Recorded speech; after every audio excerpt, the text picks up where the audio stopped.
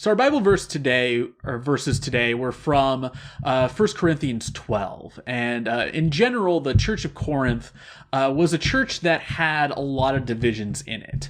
It was kind of a bit of the churches that Paul had helped plant, had helped set up and everything. It was a bit of his problem child. There's a lot of issues there that he had to deal with and dealt with in both of his letters to the Corinthians.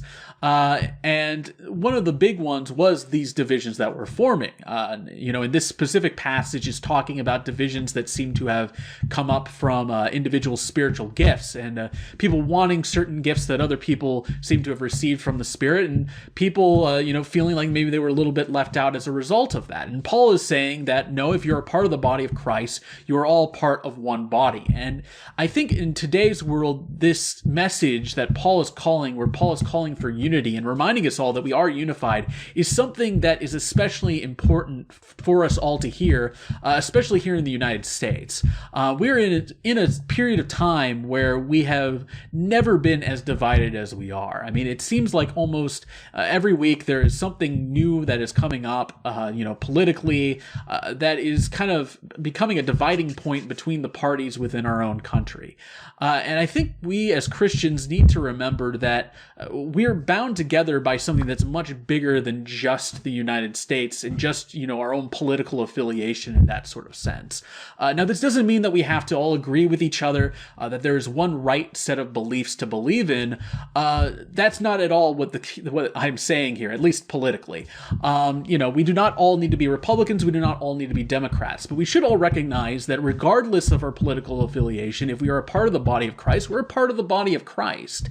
And we should be, loving each other as a result of that. And we should be looking at each other as brothers and sisters as a result of that, as a part of the exact same, body, as a part of the same thing.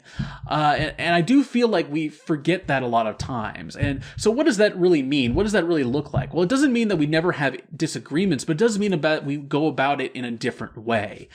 We shouldn't be going with the idea that, that I'm going to prove the other person wrong no matter what it takes. And, as soon as they push back against me, I'm going to get angry and show them how upset I am that they don't see things my way. That isn't the way that we should be going about things. We should have an understanding. We should have a willingness to try and see things from the other person's perspective, because that is what ultimately we want ourselves. And as members of the same body, that's what we should be striving to do as well.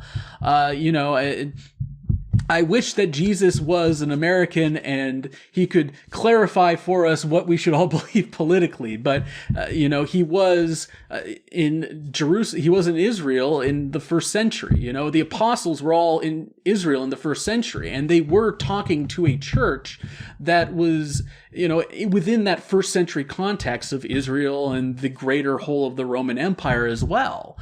So there are things within our country that, they wouldn't even know how to deal with, or what we should be sort of approaching with that. And we should keep that in mind as we're having these conversations. We should keep it in mind, that there might not be a perfect answer, that our answer for some of these questions might not be the perfect answer, and that we're probably right about some things and we're probably also wrong about other things.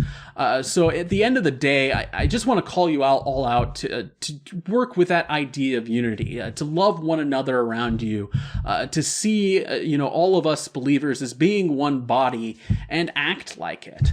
And I believe if we do that, a lot of these divisions will start to heal and will start to come back together. So with that, I would like to invite you all to join me for our last worship song today.